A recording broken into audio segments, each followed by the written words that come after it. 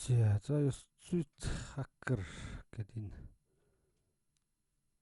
курсын техний бичлэгийг оруулъя. За тэгэхээр тулд хамгийн эхлээд юу хэрэгтэй вэ гэхээр хакинг хийх үйлдвэрлэлийн систем Kali Linux хэрэглэнэ.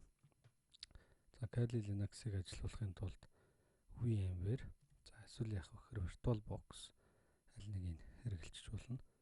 За VMware VirtualBox хоёроо интернетээс татаж аваад ашиглаж болно. За ялгаахгүй.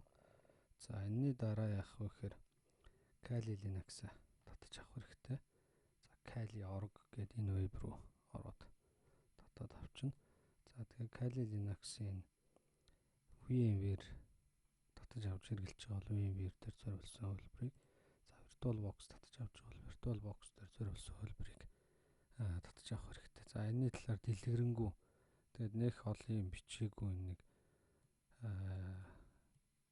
энэ пэйж дээр байгаа энэ гайд бол их амархан гайд байгаа. За энийг аваарай.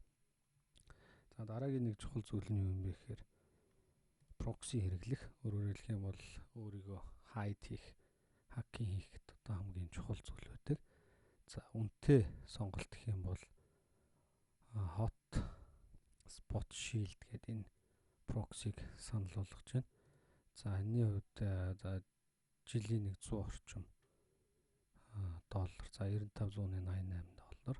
За нэг сараар авч хэрэглэе гэвэл 2999 доллар байх нэ. За дараагийн нэг сонголт нь юу юм бэ гэхээр энэ proxy байж болж байна. За proxynova.com гэдэг.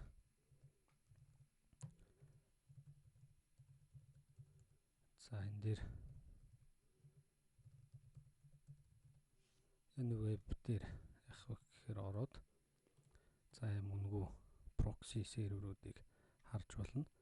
За браузер дээр proxy сервер хэрхэн тохируулах вэ гэдгийг зааж өгье. За Kali дээр бол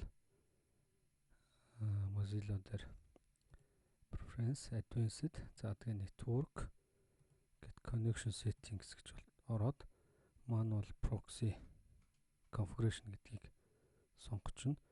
За дараа нь яах вэ гэхээр эндээс одоо аль хэрэглэгдэж байгаа энэ актив проксинуудаас сонгоод хэрэгжилж болно. За хамгийн хурдан хариу өгч байгаа тэр проксиг сонгох юм бол илүү хурдан ажиллах магадaltaй гэсэн үг. За proxy API-га сонгочлоо. За порт нь бол 8080. За тэгээд SSL гэдэг ингээ бүгдэнд нь энийг хэрэглэнэ гэдэг ингээд цаагаа өгчнө гэсэн үг. За Google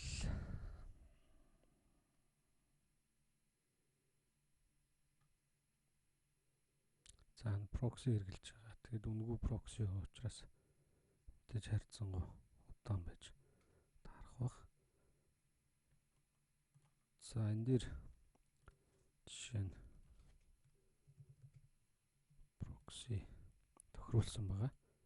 За энэ проксиг хэрэглэнэ гэдэг. Тэгээ what's my IP address гэд харахаар нөгөө нэг payload-ийн payload байгаа API-г харагдаж байна. За энэ бол жоохон